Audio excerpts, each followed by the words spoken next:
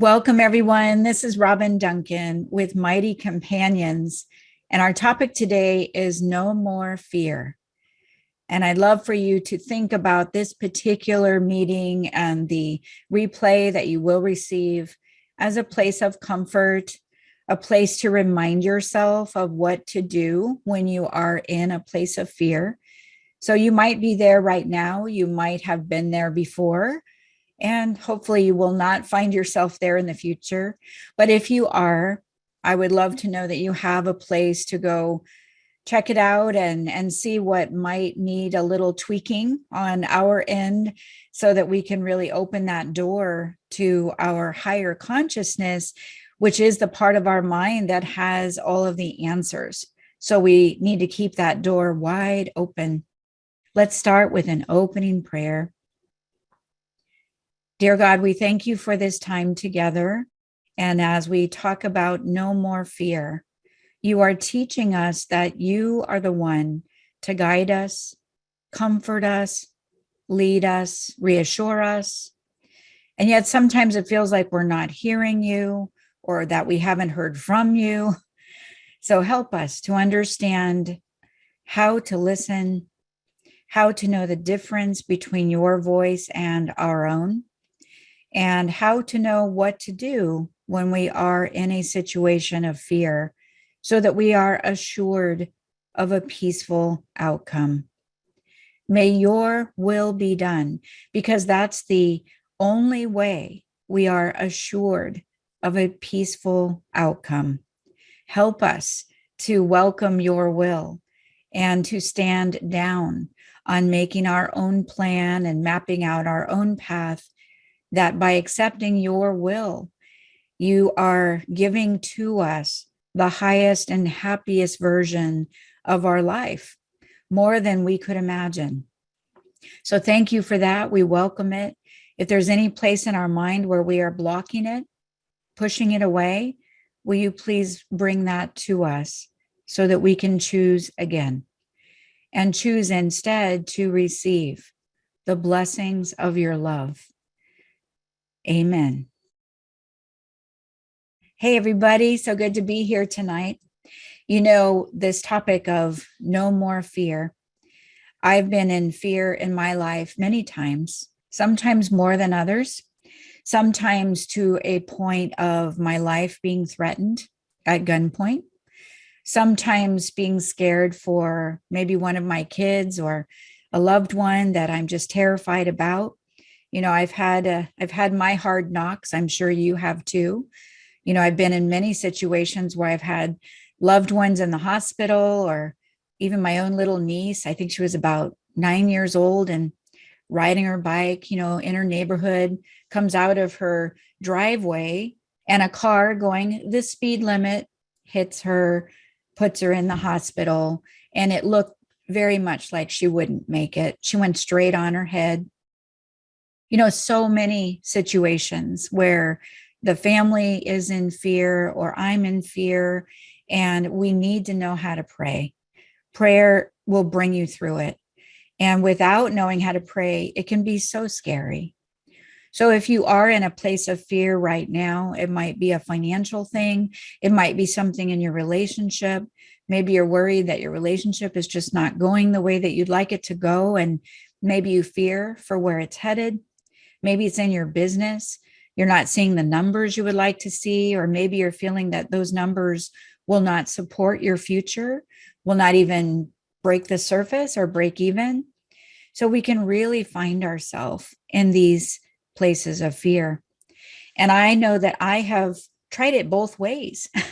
I have tried mapping out my own plan. I'm pretty smart some days. I mapped out my own plan, tried to figure things out, and I played, come on, God, help me with this. Come on, God, show me how to do this thing that I'm trying to do. Come on, God. Well, take my word for it. That doesn't work. In fact, when I did it that way, it was probably the longest white knuckle ride of my life, and it turned out badly. It's not that God is not helping us. It's that when we are engaging illusions. Let's put them over here. We disengage from the truth, which is in the part of our mind where we are aware of our higher guidance, where we are able to hear what steps to take. So even though I'm saying, come on, God, help me with this. Come on, God, show me that I can make this month's rent. Come on, God, show me that we can get through this together. Well, those are beautiful prayers. You're involving God. So that's good. Any communication with God is a good thing. But it's almost like saying, God, come and help me with the plan that I have made. And it just doesn't work that way. Number one, illusions aren't real. So if I make a plan in my illusion, I haven't gotten very far. Also, by engaging the illusion or my plan, I am disengaging from God's plan for my happiness. And then it's going to feel like I have no happiness. I have no happy outcome.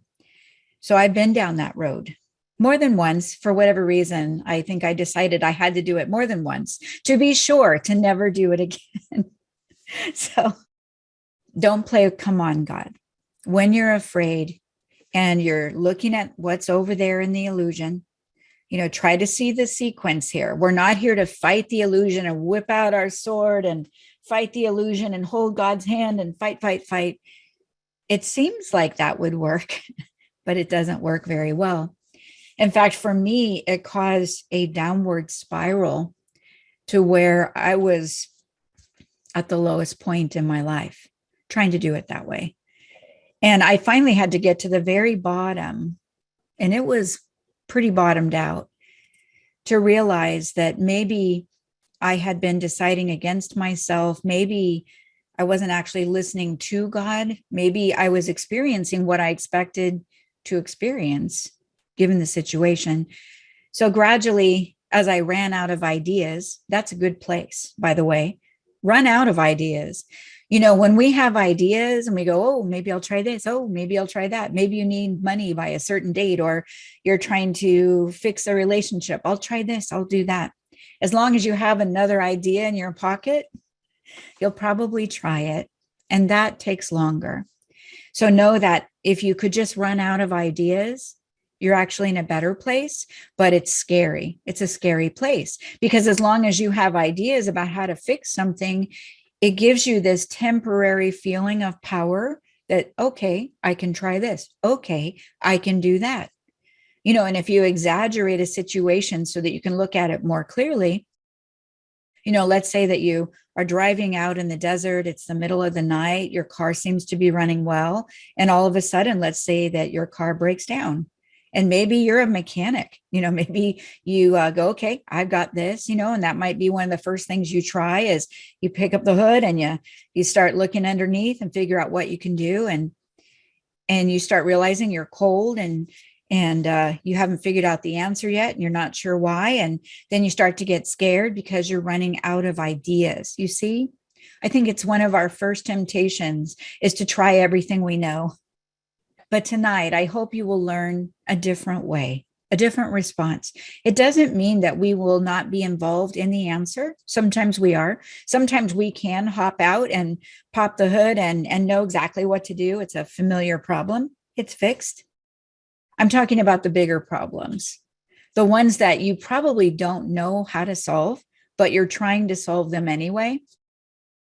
You know what I mean?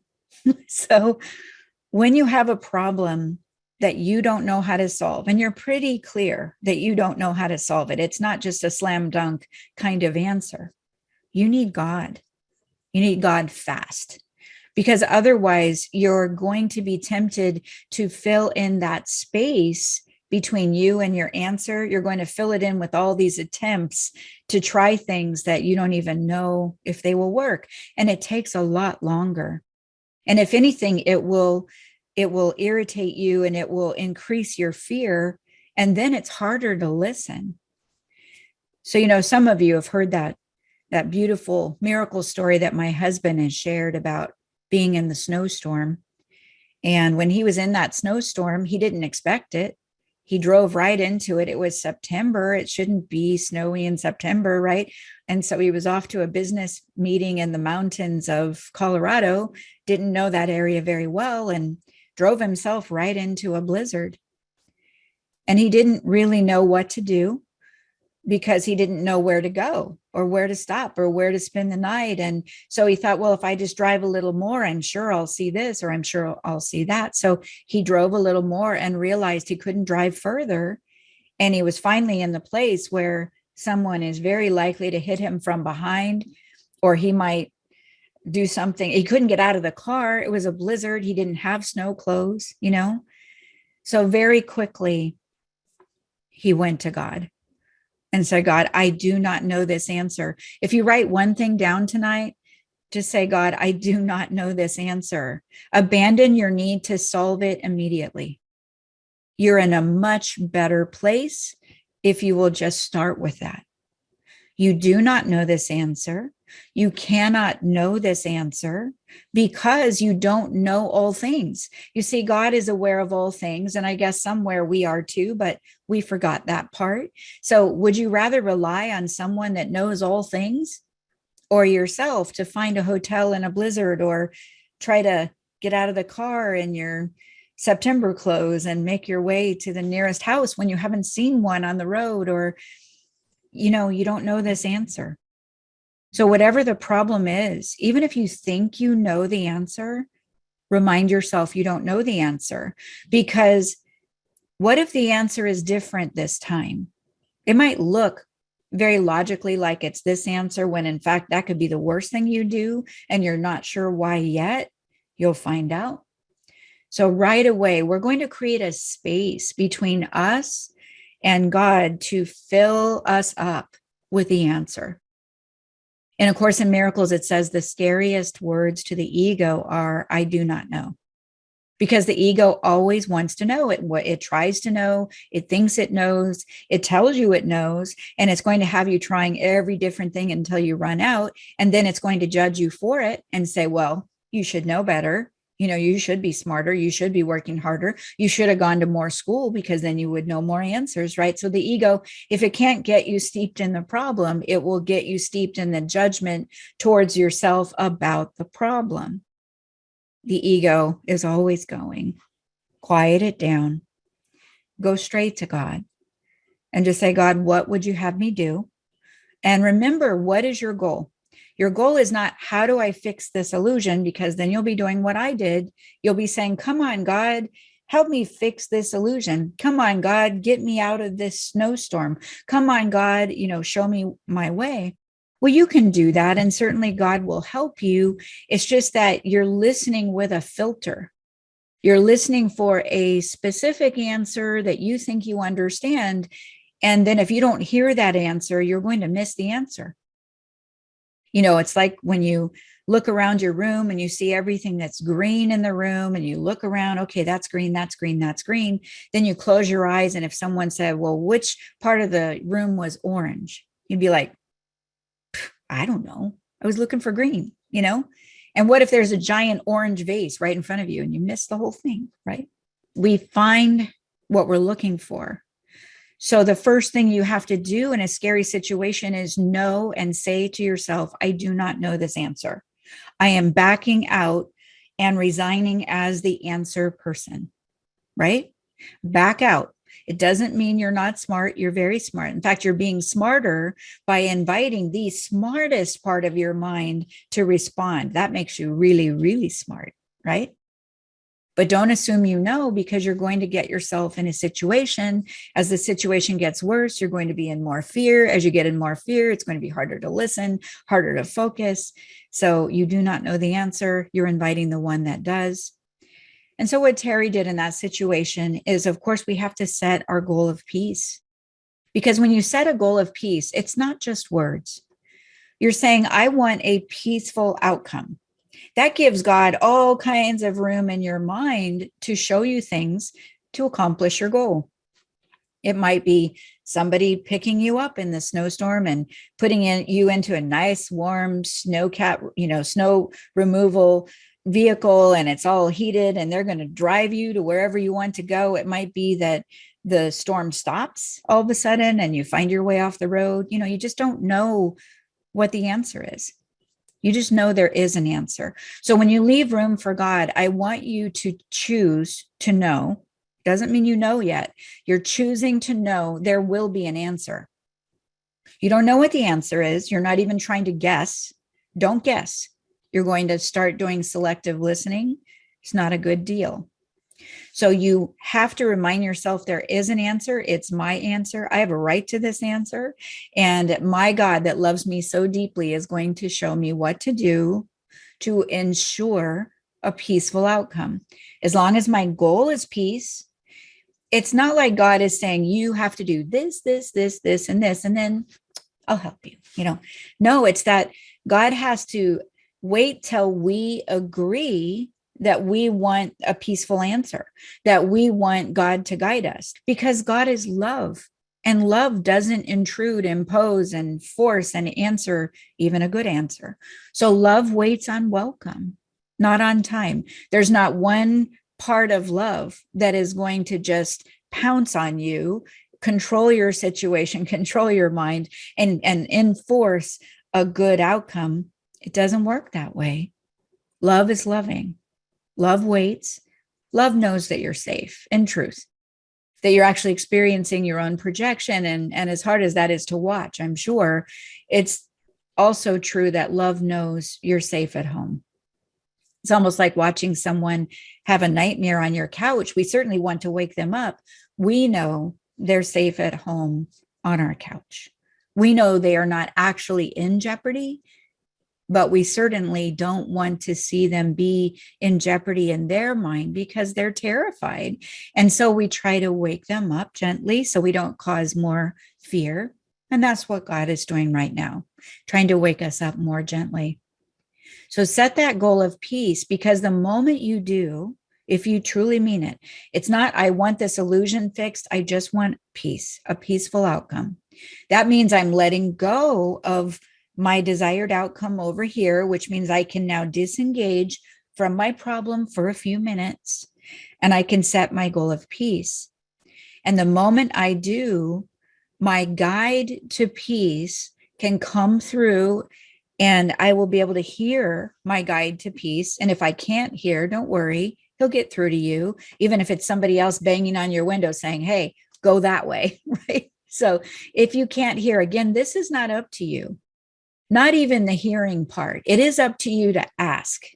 It is up to you to set the goal. It is up to you to want a peaceful outcome more than you want the answer in your illusion. Set your goal of peace. Make room for God. Know that you do not know this answer. And try to imagine that for every single problem, no matter what it is or how big it is, there's an answer. Anybody know why? Why is there an answer to every single problem? No matter how big, complicated, frequent it seems to be. Anybody have a shot? How about you, Delphine? Because there's no order of difficulty in miracles.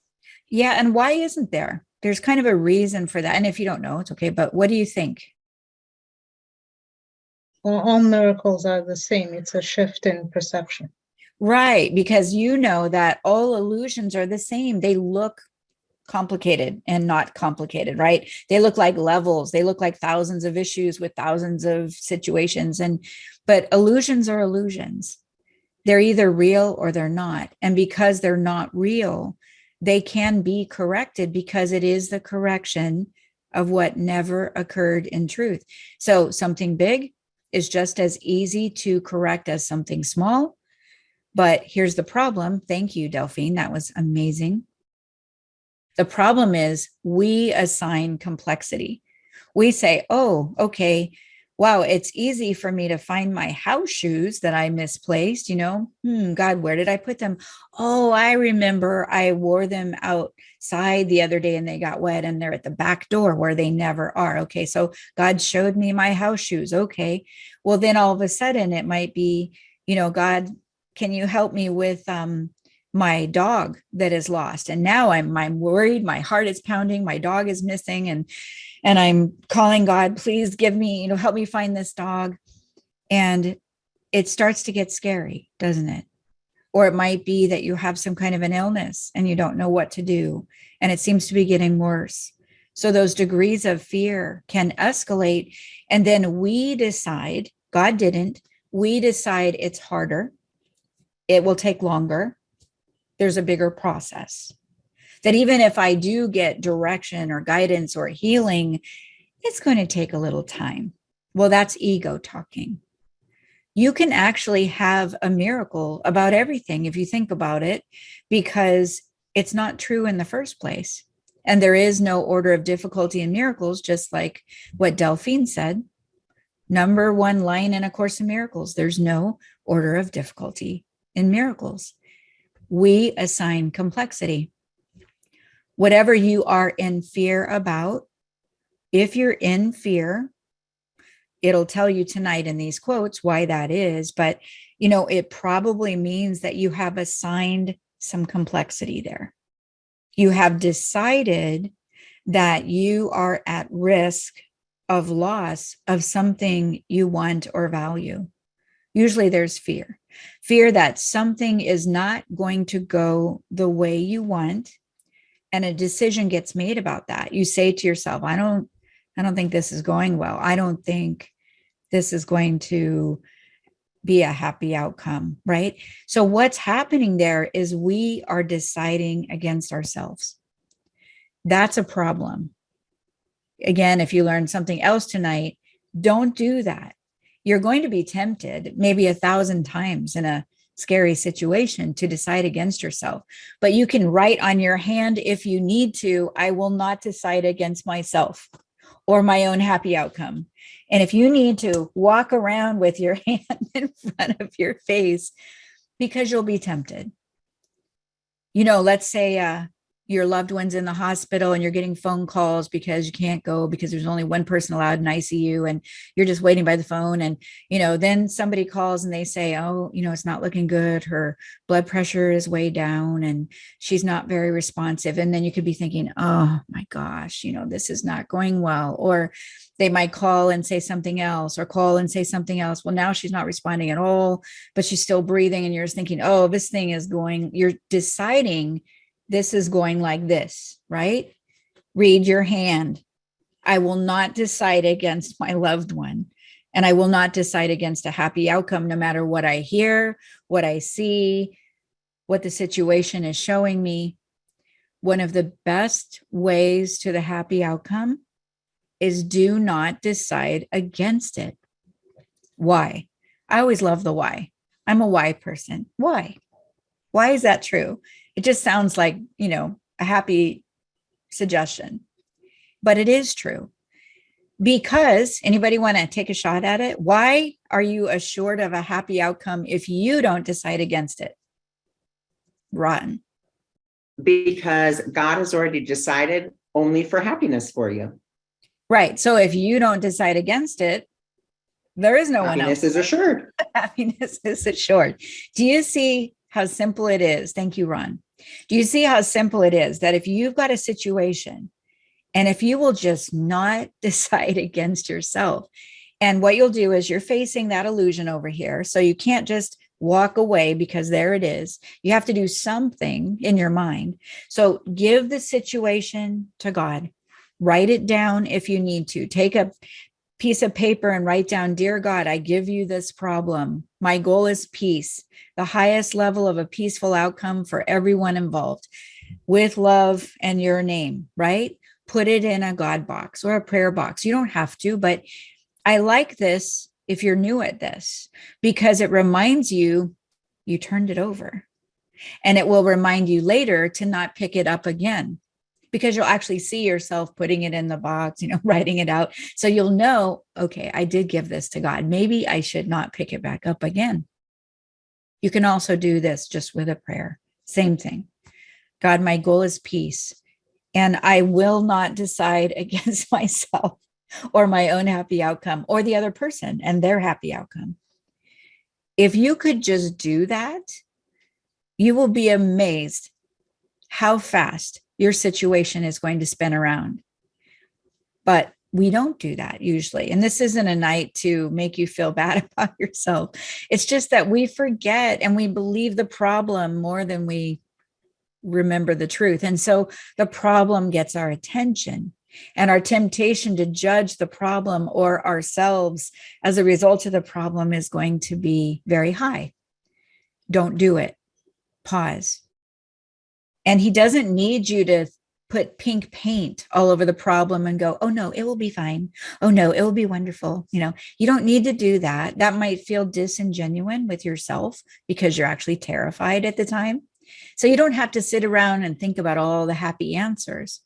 Just don't decide against yourself. You could say to yourself, my God is handling this. My God loves me. My God is going to guide a perfect outcome, whatever that is. And I'm open to what that would look like. And my God assures me that I am going to be successful in this happiness, that is his promise to me. So if you need to give yourself a pep talk, that's fine, but just don't decide against yourself. So as you face something scary, don't play come on, God. Pause from the illusion, give the problem in the illusion over to God. Redirect your attention. Very important. Your ego is vying for your attention over here. It is trying everything to hook you like a fish, right? Take you out that way. So the ego is trying and trying to get your attention. You didn't do that right. You didn't say that right. You could have done more. You should have done this, should have done that. And you didn't. And now you're going to lose. You didn't handle that very well. The ego, my God, it's so annoying. And it won't stop. So don't expect your ego to stop. You can write that down. Don't expect your ego to stop. It's not going to stop. All that's happening is you are deciding, am I going to keep listening to it and jump on to whatever it's saying or offering? I have to decide as the dreamer of my dream, is what my ego is offering me true or false? If I decide it's true, I am powerless, I am inadequate, I am frail, I am running out, I will not have enough. I actually get to have that experience until I change my mind, because I'm the dreamer. The Holy Child of God, as the dreamer, has spoken. If I decide that's true, which is what I did, I got to live that outcome, and it got pretty bad. And I had to finally get to the bottom and be completely out of ideas before I actually genuinely started listening again, because I was so preoccupied with trying to be my own savior. I think you don't mean to do that, but trying to think of every possible thing you can do, that I got in the way. I interfered with the happy plan because I didn't know what it was or where it was or how to get there. And yet I was still trying to call all the shots with my own best thinking. So don't do what I did. And then eventually, after a couple, 3 times of doing it that way, I promised myself I wouldn't do that anymore. I promised myself that if I ever got in another situation where I was really scared and didn't know what to do, the one thing I had learned is to set my goal of peace, invite the Holy Spirit to guide everything, step back, let him lead the way, and do not, under any circumstances, decide against myself. Not one thought. Here comes the ego trying to get you to jump on to the hook. And it says, you're not going to have enough money by Friday, or you won't have this or that when you need it. Pause and just say, no, I don't need to decide what will happen. What I must do is refuse that. So you have to refuse to validate what your ego is offering. And you can simply say to your own ego, if you need to talk out loud, that's useful too. Maybe it's when you're alone, people won't think you're as crazy, right? So when you're alone, you can say, ego, I hear what you're saying. I hear you saying I'm going to run out, or I won't have this, or I won't have that. But here's the thing. I gave it to God. I watched myself write it out. I put it in my God box. It's given to God, and God is handling it. So it's not up to me. So you keep saying it's up to me and I'm supposed to do this and I didn't do that, but it's no longer up to me. So stop. And it might still keep going, but what you're deciding is that worthy of my attention or not? Because there's going to be a point where you realize what your ego is offering just has no value to you. You know, if you truly handed something to someone and they're helping you with it and they're an expert, don't you have to wait until they hand it back to you to know how you did? And if somebody's standing next to you saying, you should be doing this, you should be doing that, how come you didn't do it? And this is why it is. And they just keep talking, but you know you already gave it to an expert and now you're waiting to see how things go. You would know, you would have the wherewithal to say, it's not up to me. I gave this to an expert. And so as much as your ego is trying to get you to judge yourself or judge someone else, you say no, because it's not my problem anymore. It's God's. And my goal is peace. That's it, truly. If we could just stay there without adding the big story about what it should look like or what didn't happen or, you know, how much of a past we have and I don't mean any disrespect in this way, but the ego loves to have its feelings validated. So a lot of people spend a lot of time validating feelings. And I do too, to a period of time, because you have to let your ego vent a little, voice a little, so that you can look at what it's offering and refuse it. If you just keep it all tucked away in your mind and you do not address it, you're probably not going to know how much it's bothering you. Yes, Ron. So that was my experience this morning. This morning, I had woken up and just seemed to be berated by my ego. It was just going on about, you know, all sorts of different things.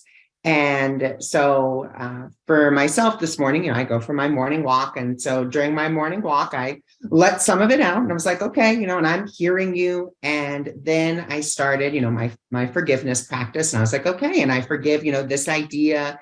And, you know, then set my goal as peace, did all those wonderful things. And not 2 hours later, then I got someone who had booked a reading and booked a session. Then I had a friend who I haven't talked to in months reach out to me and be like, hey, I bought this for you and I'd actually love to go with you. And it was something that I had wanted to go do. I wanted to go try a sensory deprivation tank, but I didn't know where any were. And then she's like, oh, I already bought it for you. I scheduled us a session together. And I was like, oh, that's wonderful. Thank you so much. And she's like, and I'm going to come pick you up and we're going to make a day of it. And I was fabulous. Wonderful. Thank you. And then after that, my mom got released to go back to work. So everything I was worrying about, am I going to have enough money? No one's booked for a couple of months. Oh my gosh. And then giving that over. And then just that extra added bonus of my friend reaching out. And then my mom, you know, she had hurt her knee, but now she's got her work release and she's able to go back to work. So everything just smoothed out. And it all just was like you said, let my ego vent a little bit, practice that forgiveness. And forgiveness for me is my way of giving it over, being like, here you go, setting that goal of peace. And then the miracles abound, all the corrections of my own false thinking. That is so well done. And you notice it came with a bonus. You see that bonus, you got that nice little trip with your friend, all paid for. You know, it always seems to come not only with a correction, but with a little bonus, you know, a little sweet deal on top. And that's just my experience. But I think that was one of your bonuses. And I don't think that's really God saying, you know, attaboy, you know, good job, Ron. Maybe it is. I don't know. I can't speak for God. But I think what it is that when you're over here in fear, and you're willing to have peace that's over here, that's a lot of space to travel. That's a lot of misperception to be undone. And it's like a shooting of a bow, right? It's like the bow literally shoots past it. And so not only does it get corrected, but it kind of swings in the direction of an even happier outcome. It's all about just cause and effect. In those moments when you're most afraid if you can just refuse to decide against yourself, refuse to validate the illusion, refuse to validate your feelings, don't ignore your feelings. Notice what they are, write them down, cry if you need to, but don't stay there, because if you validate your feelings for too long, your ego is going to use that against you, because you're going to start forming a story that your illusion is real and you are about to lose something, and it is of value and it is going to cost you. So recognize your feelings always, pull the veil off. Look at, why does this bother me? What's frustrating about this? When have I felt this before? You're not in charge of your own healing. It's just about being aware of what it is that's upsetting you so that you can choose again. And you can call in the one who knows this answer, the expert, to handle it for you. So back with Terry's snowstorm, for those that didn't know what happened. So there he was in this blizzard. We had been talking on the phone, but then all of a sudden he said, I have to really pay attention to driving. The snow is really picking up. So he did. And then he got to that place where he couldn't move forward anymore. And there was no other cars on the highway, but there could be some coming. And he's right there on, I don't know if you know, the Highway 70 goes right through the Colorado Pass. It's pretty rough freeway during a storm. And he just stopped. And then he just asked God, what do you want me to do? He just heard the words, move forward a little. Doesn't sound like a big answer, right? I mean, he already had been driving and he says, move forward a little. That's just what he heard. When you're in fear, what I've noticed for myself, and this is through experience, God talks more loudly if you're listening. You'll literally hear it like a voice almost. It's so strong in your mind that you almost feel jolted by it. So he moved forward, and then the voice said, a little more.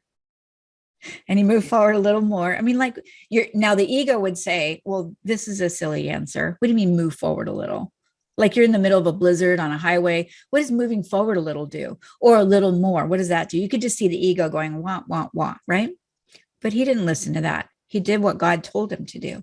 The second time he moved up, he saw the lights of emergency vehicles in the median. And he was able to see a little path in front of them where he could turn around. And then they were escorted down and off the mountain. And that's a whole nother story. It was a fun ride back down that was very miraculous. And then ultimately he ends up with the last room in the hotel, the last one available. And then he sits down, has a beautiful steak dinner, orders a beer, and then the lights went out, but they had brought him a candle. So he has this beautiful candlelight dinner.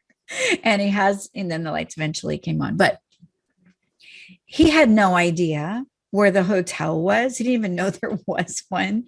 And he had no idea where to go or what to do. Your ego would be looking for the answer, like, what do I do? Do I stay in my car? Do I keep driving? Do I try to get off? You'd be trying to think of all the things I don't think it would occur to you, move forward a little. Move forward a little more, right? That's probably not going to be one of your things that you think of. You might be thinking of bigger answers, and then you would miss it. Listen without agenda. I like to use the example that if God gives you the recipe for lemon cake, you write it down. It means even in the midst of the problem, even if it looks like it involves you or your loved one, or somebody's life is on the line, you are going to listen without agenda. It means whatever God says to you, and you'll know because it will feel peaceful.